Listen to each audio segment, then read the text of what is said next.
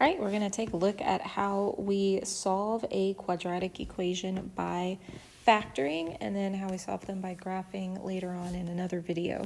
So when we solve an equation by factoring, what we are doing is we are first setting the equation equal to 0, and then we're going to go through and factor it using like the greatest common factor, and then using our box to find our other factors. And then once we have our factored form, which is where we have all of the factors listed out on one side and then 0 on the other side, we can take each of those factors and set them equal to 0, which gives us multiple little equations to solve. And then once we have solved those equations, that will give us the solutions for our solution set.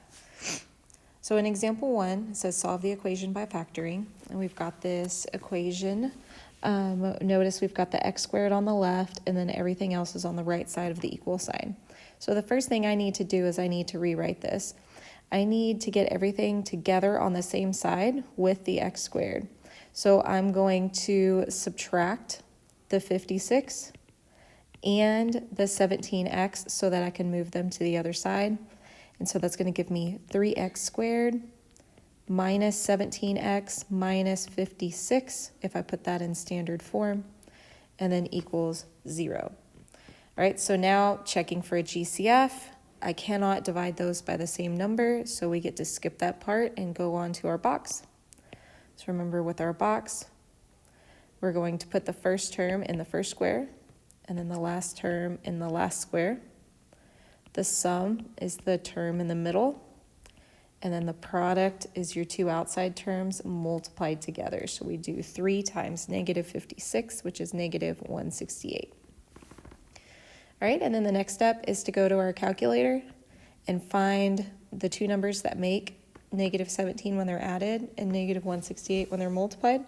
So my y1 is going to be negative 17 minus x. And my y2 is going to be negative 168 divided by x. All right, and then that tells me I should use the numbers negative 24 and positive 7. All right, so now finding the factors on the outside of my box. 3x squared is going to be 3x times 1x. All right, I've got the 3x lined up with the 24 because 3 times negative 8 makes negative 24x. And then 1x times positive 7 makes positive 7x. So my factored form is x minus 8 times 3x plus 7 equals 0. Okay, so this is an equivalent expression to the original equation. So I can rewrite this again as being equal to 0. And now our zero product property states that I can take those two factors and make two separate equations where each one is equal to 0. And so now I'm going to solve by getting x by itself. So in my first equation, I add 8 to each side, and I get x equals 8. On my second equation, I subtract 7, and then divide by 3, and that gives me x equals negative 7/3. So the solutions are negative 7/3 and 8. Okay, the squiggly brackets are just saying both of those are x values. That's your solution set. So we equal both of these.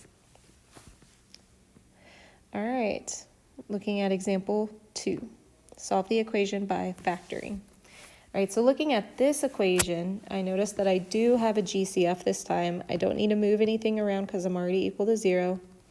But I know that I can divide both of these by a 5 and by an x because they both have x. And so when I write that factored form, I've got 5x, and then what I have left over is going to be 8x plus 5 equals 0. Now, that part right there does not factor further. Okay, it's just an x, it's not an x squared. It's not going to split apart anymore because I've already taken the greatest common factor out. So what I'm going to do here is, since I've already got my factored form, I'm going to split those factors into two separate equations. So one of my factors was 5x. I set that equal to 0. The other factor is 8x plus 5, and I set that equal to 0. And so solving, divide by 5 on this first equation, and I get x equals 0. In my other equation, I need to subtract 5, and then divide by 8, and I get negative 5/8.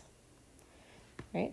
So my solution set is going to be negative 5/8, comma, 0.